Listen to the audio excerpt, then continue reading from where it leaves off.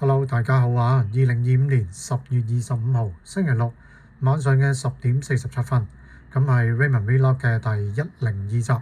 啊，同一時間呢，都係呢個精工 Presage Cocktail Time 系列裏邊嘅第2集。咁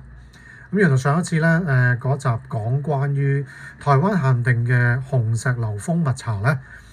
嗰集啊，我唔記得同大家分享嗰隻手錶嘅價錢。咁個手錶嘅價錢呢，Raymond 入手嘅時候應該就4080蚊啦。咁啊，應該as of today 啦。咁啊，大家如果對呢款錶有興趣啦，咁啊應該可以喺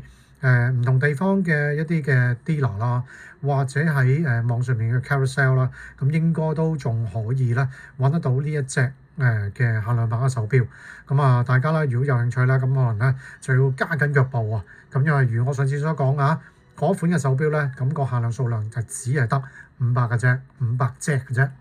OK，咁啊，我哋言歸正傳啦，咁啊講翻今次嘅主題。咁其實喺2023年開始啦，咁啊精工 Seiko 啦，其實每一年啊，咁啊都會喺呢個澳洲啦，同埋呢個紐西蘭嘅地區啦，咁啊都出一隻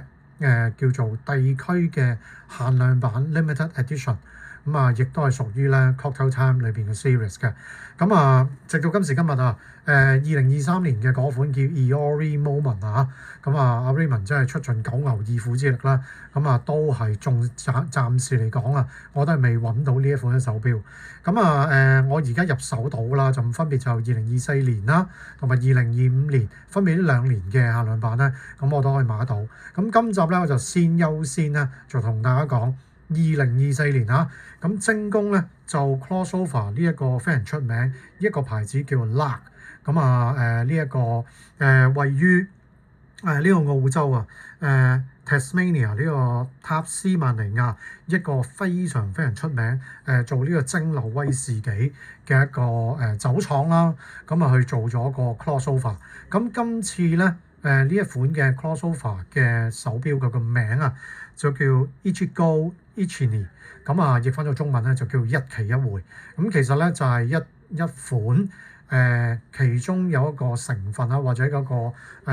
元素啊，係用咗 LAAK Classic 嘅呢款酒啦，咁啊再溝埋其他嘅一啲酒啦，去做成嘅一款啊叫 cocktail 嘅飲料。咁啊係一個限量1000隻嘅一個 limited edition 啦。咁honest 呢隻手錶咧，你話好容易揾到咩？唔算嘅。咁亦都未至於去到話係完全揾唔到嚇。咁at least Raymond 都係買得到嘅。咁首先要講講咧，精工佢哋嘅so called 叫 limited edition 啊。咁喺個數量上邊咧，咁其實咧都係有分別㗎。咁首先第一個啦，如果係喺本土即係 Japan 或者 Japanese 嘅一啲嘅 limited edition 啦，咁啊例如講翻好近期啊，譬如2025年佢同 Starbucks 即係crossover 嘅一款limited edition 啦，咁嗰個數量咧都去到成9000隻㗎。咁啊2024年啦，咁啊亦都係同 Starbucks 啦，咁啊出咗個叫 Purple Sunset 嘅款式啦。咁啊個數量咧限量數量咧，亦都係多達咧就9000隻嘅。咁啊好得意啊！咁往往當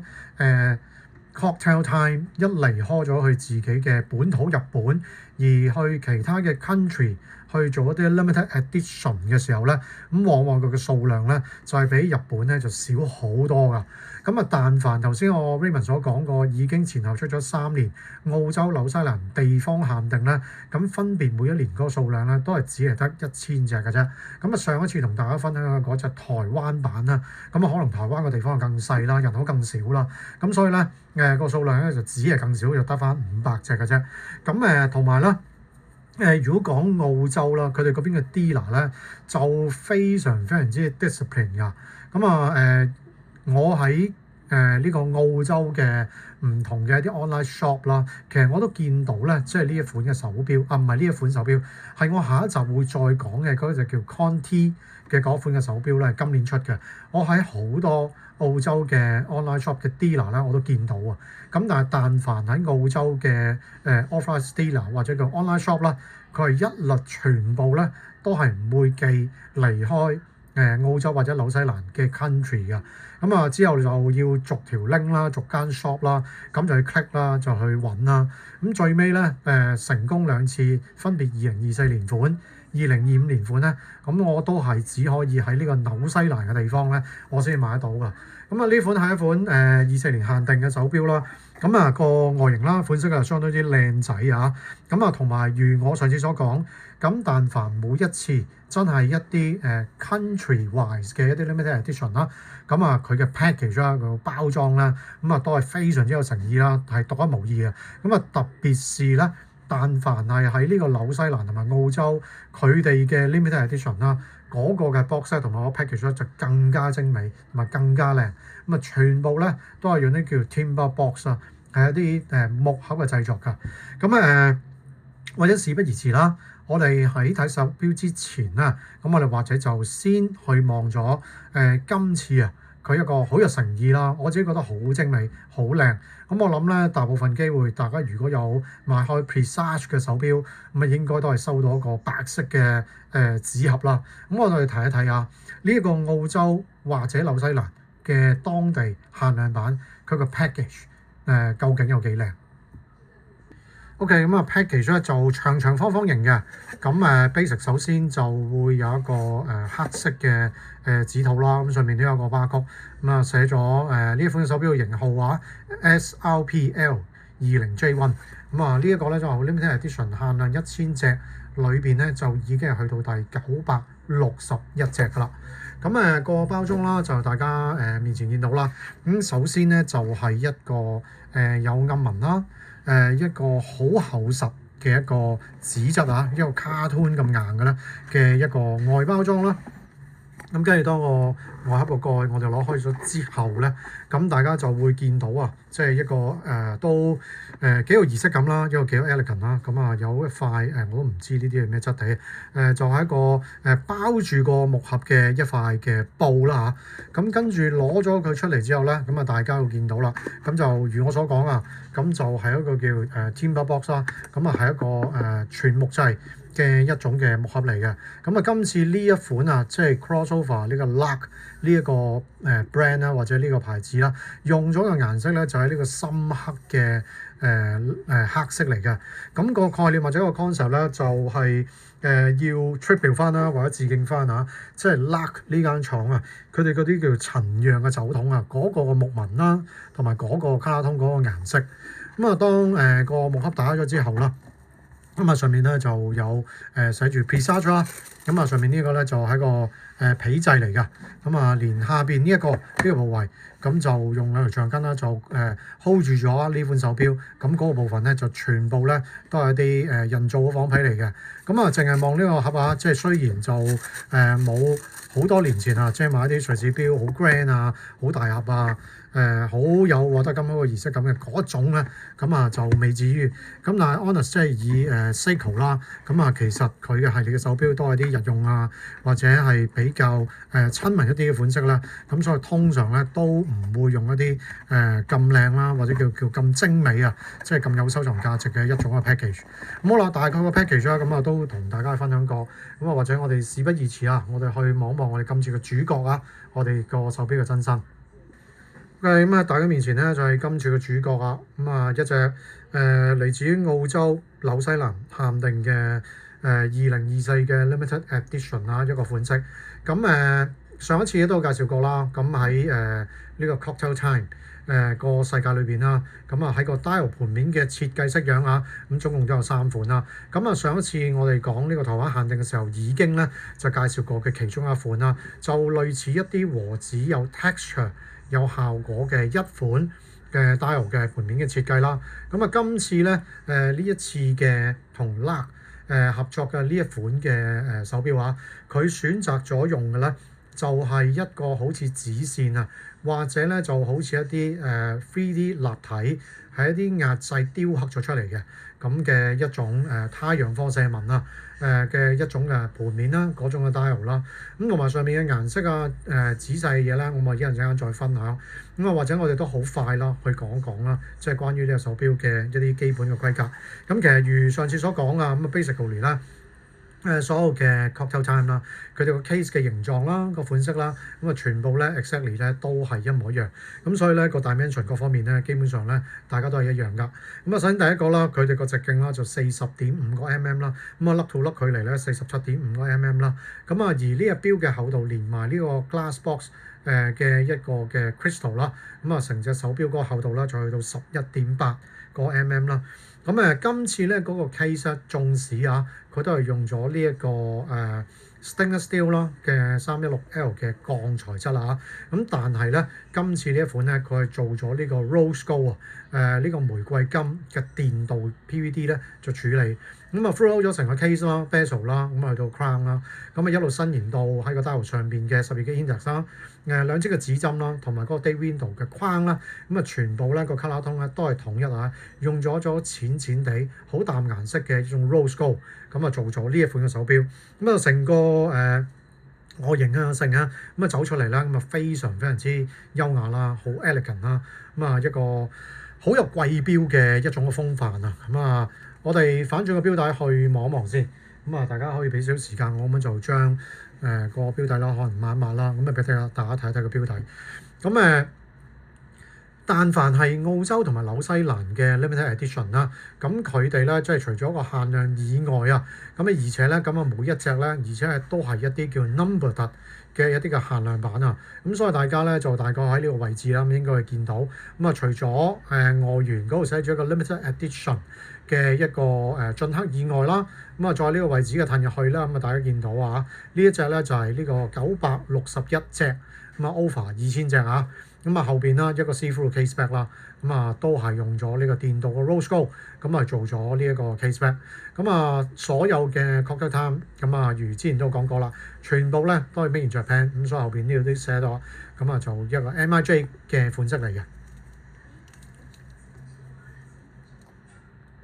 咁我哋翻嚟個錶面嘅前邊啦，咁啊我哋繼續去介紹一下，咁啊個 crystal 啦，咁啊同之前介紹過嗰集都一樣啦，咁啊係Seiko 自己一啲專利叫 Hardlex 嘅一啲嘅人工合成嘅礦物嘅錶面啊，咁喺上面咧就做咗一浸嘅叫sapphire 嘅 coating 啦，咁啊令到嗰個內膜啊、抗刮啊嗰個情況咧就會更加得以改善啊，咁但係比較可惜嘅地方咧，就係呢一種叫人工合成嘅礦物嘅玻璃咧，係冇辦法即係做到任何嘅二次加工啊，咁所以咧呢一款嘅crystal 啦，咁啊都係同上一次講嘅一模一樣啊，咁啊都係冇辦法咧即係做到呢個防眩光啊嘅 AR coating，咁啊還好啦，咁啊因為今次咧即係呢一款嘅 dial 啊，咁啊本身咧就唔係一啲深色嘅錶面啦，咁所以咧即係縱使喺而家呢個燈棚嘅燈光好足嘅環境之下，咁啊因為本身個錶面嘅顏色啦，都係呢個象牙白啦，同埋呢個香檳嘅金色嘅一個效果啊，咁所以咧今次咧就唔需要咧即係喺一個特定嘅地方咧，咁就去拍攝即係呢一集嘅 vlog 咧，就俾大家咧都已經係 relatively 即係相對地清楚咁看到啊睇到啊。今次嗰個 dial 嗰個設計啦，佢成個效果啦，咁應該都見到。咁啊，另外即係翻去個錶面啦，我哋未講過設計 design 之前啦，咁啊都係12嘅 index 啦，都係一啲 apply 全拋光一啲立體嘅 index 啦。咁啊，今次咧兩支嘅時針啦、分針啦，咁啊都係用翻之前嘅一啲叫 Dolphin's Hand 啊，或者一啲叫太子妃嘅指針。咁啊不過咧，咁啊因為今次咧，就係一個屬於一個淺顏色嘅錶面啊，咁所以今次呢兩支指針咧，咁啊有別於上一次所講嘅嗰隻台灣限定版，咁今次咧就並冇啊，即係喺個指針兩邊嘅陰陽面啊，就做到兩個唔同嘅一個打磨嘅處理啊，咁今次咧就兩支嘅指針咧全部咧就用晒呢個全拋光嗰個處理咧就去製造嘅，咁啊另外嗰支嘅秒針啦，咁啊都同所有嘅 Presage 嘅cocktail time 一模一樣啊，咁就喺呢個嘅秒針嘅末端啦，咁就微有少少咧，就係曲形嘅，咁啊方便大家啦，就去睇呢個時間啦，就會更加準確啦，咁同埋咧帶得出另外一份咧嗰種優雅啦，同埋個工藝嘅效果啊。咁啊，我哋開始要講講即係關於呢一塊嘅錶面啊，佢成個嘅靈感啦，成個 concept 啦，咁啊嚟自於啲乜嘢？咁首先我哋翻去講翻呢一款手錶嘅嗰個名啊，Ichigo Ichini 啊，咁就呢個叫一期一會。咁其實一期一會呢個咁樣嘅哲學嘅理念啦，咁其實就源自於日本啊。咁啊佢所講嘅一期一會啦，係講緊嗰啲嘢啊，係一瞬即逝啦。咁啊可能啊呢一啲嘅人啊事啊，或者呢一啲嘅物件咧，其實可能啊你只係得一次機會咧，即係同呢一啲嘅嘢咧，可能係相遇啊。咁啊寓意咧，即係大家咧應該咧要好好珍惜啦。咁呢一次嘅體驗啦，咁同埋咧亦都會強調啊，即係無論呢啲嘅意境啦，或者呢啲嘅物件啦，呢啲嘢都好啦。咁啊佢哋嗰個獨一無二啊，即係唔可以複製啦，亦都唔係咁簡單咧，即係成日都俾大家遇到嘅嗰種咧個概念啦，同埋 concept。咁其實咧就講翻呢一樣嘢。頭先都有講過啦，咁啊其中嘅有一種嘅雞尾酒啊，個名咧亦都叫一期一會。咁其實咧裏邊咧會用到今次 crossover 主角啊 Luck 嗰個 classic 其中一個嘅元素啦。咁另外就會加呢個日本嘅燒酒啦。咁另外會再加埋一小部分嘅香檳啦。咁啊再加埋一種煎茶啦，同埋有一種叫洛神花嘅雞尾酒咧，咁就混合而成啊。咁啊呢一個咧，呢一種好特別，即係用咗頭先講差唔多有4種唔同嘅成分啊，去組成嘅一種 cocktail。咁個名咧就叫做 Ichigo Ichini，個名咧就叫一期一會啊。咁所以咧就將一期一會呢一個嘅理念啦，咁啊再 crossover with 呢一間 Luck 呢一間即係好出名嘅威士忌廠啊。咁啊就將呢一個元素呢個概念咧就擺咗落去咧呢一個嘅 dial 同埋個錶面上邊㗎。咁呢一種嘅放射紋啊，即係點解會喺3種唔同嘅式樣裏邊會揀呢一種嘅式樣咧？咁啊原來咧就頭先都講過啊，其中呢一種嘅 cocktail 裏邊嘅一種嘅成分啦，就係用咗香檳啊。咁啊當呢一隻嘅雞尾酒叫溝好咗啦 mix 好咗，當佢倒咗個杯去俾呢一個客人去享用嘅時候啊，咁你由個杯嘅杯口咧，即係望落去啊，你就會發現咧，因為嗰啲香檳啦、嗰啲氣啊，就會由個杯底嘅中間啦，就會不規則咧，就好似以一個有同心圓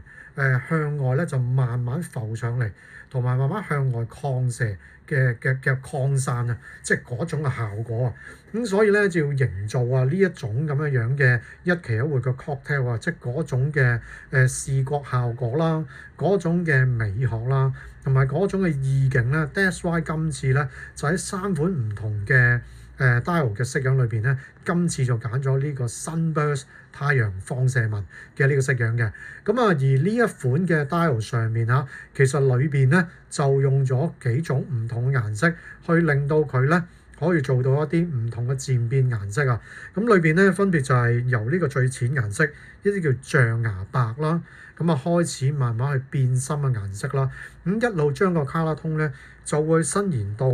一啲微黃金色嘅香檳顏色啊。咁所以當Raymond 將隻手啦慢慢喺個燈光之下咧，即係去喐呢一塊錶面啊。咁啊我相信大家咧就可以喺呢啲個 dial 上邊一啲放射紋嘅坑紋上面咧，就會見到啊，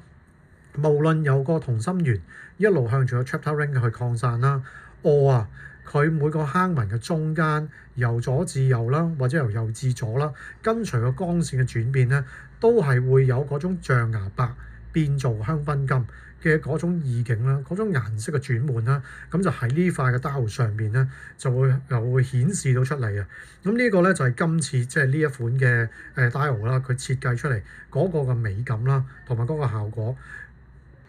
成隻手錶嗰個設計啦，同埋嗰個美感啦，咁就我自己 personal 個人嗰個感覺啊，同埋收到呢隻手錶嘅時候，第一次打開個錶盒見到佢攞上手嘅時候嗰種感覺啦，係完完全全即係俾佢嗰個 craftsmanship 啦，嗰個做工啦，同埋成塊 dial 嗰個設計咧，嗰個味道咧係完全有種好強烈嘅感覺，係同佢個價錢咧係絕對完全係唔成一個正比嘅。咁啊講翻呢隻手錶啊，即係嗰個定價咧就係呢個歐元嘅950蚊啊。咁其實如果折算翻做港紙的話咧，咁應該咧就係 below 5000蚊港紙啦，咁就可以買到呢隻手錶。咁當然啦，咁啊你喺外國訂佢翻嚟啦，咁啊連埋一啲嘅 shipping 嘅費用啦，咁可能就需要加翻可能200零啦、300蚊啊。咁所以 finally 啦，即係呢隻手錶啦，即係到手個價錢咧，咁都係 around 咧就5300蚊，咁就已經可以買到一隻咁靚嘅手錶。咁其實問我自己個人覺得啦，呢款手錶咧，佢俾我嗰個感覺咧，除咗有種物超所值嘅感覺啊，咁啊同埋咧佢成個嘅finishing 啊，成個嘅感覺咧，咁就俾到我感覺係好大氣啦，好優雅啦，好高貴啦，咁就絕對唔會有一種嘅廉價平價嘅精工嘅手錶啦，佢就完全係冇噶。咁啊，同上一次講嘅蜂蜜蜜蜂啦，紅石榴蜜蜂啦，嗰隻會比較運動味濃啲啦，sporty 一啲啦。fancy 一啲啦，咁但係呢一隻嘅Lug 嘅 crossover 呢一款手錶咧，咁完完全全真係可以帶得出咧一種即係好高級嘅一種叫正裝啊，即係一種 dress watch 啊，咁啊個效果咧做得相當之好，相當之靚啊，咁同埋咧都幾欣賞同埋幾中意咧，佢呢一種咧即係望落去咧有少少似 rose gold 再喺呢個 yellow glow 嘅中間嘅嗰種嘅色調啊，唔會十分太過奢華啦，唔會十分太過張揚啦，咁啊唔會有一種即係好暴發啊、好庸俗嘅嗰種感覺，係好優雅啦、好靚啊，咁啊做得非常之好啊，咁整體嚟講，咁啊呢一款嘅手錶啦，喺 Raymond 嘅 collection 裏邊啊，咁啊係我先有一款好斯文啦、好靚嘅一個 dress watch 嚟嘅。咁其實關於呢款手錶，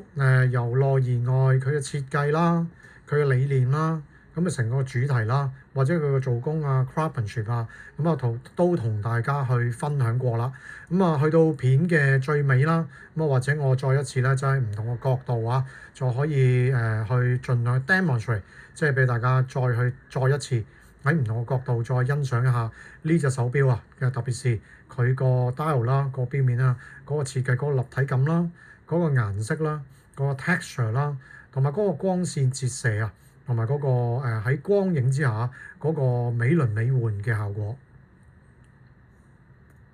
OK，咁我相信咧就今次嘅時間咧就嚟到呢度咧就差唔多啦。咁多謝大家嘅收睇啦。咁啊收睇咗我第二集關於呢個 Presage Cocktail 第二集嘅介紹啦，同埋第二集嘅一啲嘅分享啦。咁啊下一集咧我哋亦都會再繼續啊，就會講另外一隻咁啊同樣咧都係呢個澳洲紐西蘭嘅地區啊。限定嘅一款2025年嘅手錶。好啦，咁啊今集嘅時間咧就嚟到呢度啦，咁啊差唔多啦。咁啊多謝今晚大家嘅收睇啦。咁啊希望大家咧就有一個愉快啦、輕鬆啦嘅一個週末嘅晚上。咁啊，如果大家係有興趣去關心下，或者去留意下呢一個好抵玩啦，唔難入手啦，而且個整體嘅設計啦、做工啦，咁啊相當有誠意嘅一個精工 Presage Cocktail 系列啦，咁啊期待咁啊下次第3集系列裏邊咁啊可以再見到大家。好啦，咁啊今集時間唔多，咁啊下一集我哋再見，多謝晒，拜拜。